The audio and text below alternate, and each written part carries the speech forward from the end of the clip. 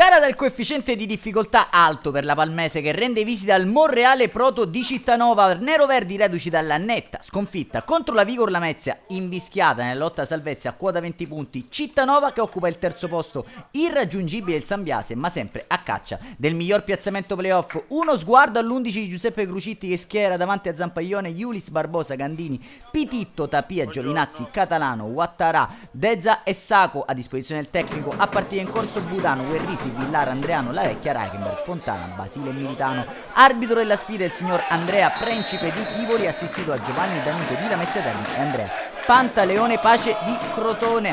Osservato ovviamente anche al Monreale Proto di Cittanova un minuto di silenzio in ricordo del bomber della nazionale e del Cagliari dello scudetto Gigi Riva, quando grazie all'ausilio delle immagini a cura di Antonio Galluccio possiamo passare a raccontarvi del film di questa sfida. Primo sussulto di marca locale con il mancino di Salvi Costa che fischia vicino alla base del palo dopo una fitta trama di passaggi, dice Pic al numero 99 giallorosso.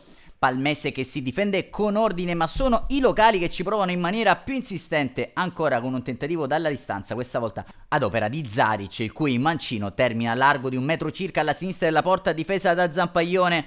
Ospiti che rispondono con Catalano.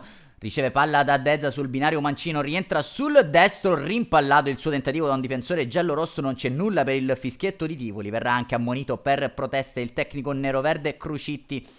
Cittanova pericoloso all'altro lato con questa trama tutta in verticale che libera l'inserimento Ricciardi provvidenziale, intervento da parte di Zampaglione a salvare porta e risultato.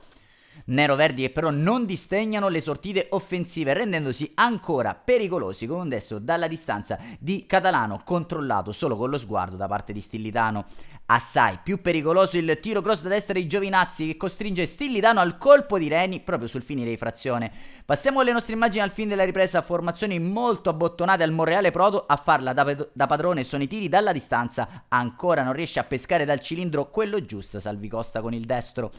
Cittanova che passa in vantaggio su una visionaria apertura di Dascoli che pesca un compagno sull'autodestro, cross per Sapone che deve solo spingere in rete per il più classico dei gol degli ex. Non esultano e come invece i tifosi del Monreale Proto. Cittanova in vantaggio sulla Palmese e che ha immediatamente l'occasione di bissare in bucata di Zaric per Salvi Costa che si lascia ipnotizzare da Zampaglione, era comunque tutto fermo per posizione di offside. Locali che usufruiscono anche di una massima punizione poco più tardi per questo atterramento ai danni di Zaric. Dal dischetto si presenta Salvi Costa a tu per tu con Zampaglione, ma è superlativo l'estremo difensore neroverde a negare la gioia del gol al Panzer giallorosso. Primo tentativo verso la porta avversaria nella ripresa di uomini di Mister Crucitti con il tiro cross velenoso di Moreira smanacciato da Stillitano sulla respinta. Deza strozza il destro. Locali che nel finale non chiudono la partita con Zaric pescato nel cuore dell'area, calcia alto da pochi passi, gol sbagliato, gol subito e la dura legge del calcio dal rinvio lungo direttamente di Zampaglione, spizzata di testa, tentativo ciccato ad opera di Guerrisi, arpionato da Reichenberg che tutto solo in area non perdona Stillitano per il pareggio della Palmese proprio allo scadere 1-1 per i ragazzi di Mister Crucitti. Non c'è più tempo al Monreale Proto, Reichenberg pareggia all'ultimo respiro l'iniziale vantaggio di Sapone. Un saluto amici appassionati, appuntamento come al solito alla prossima.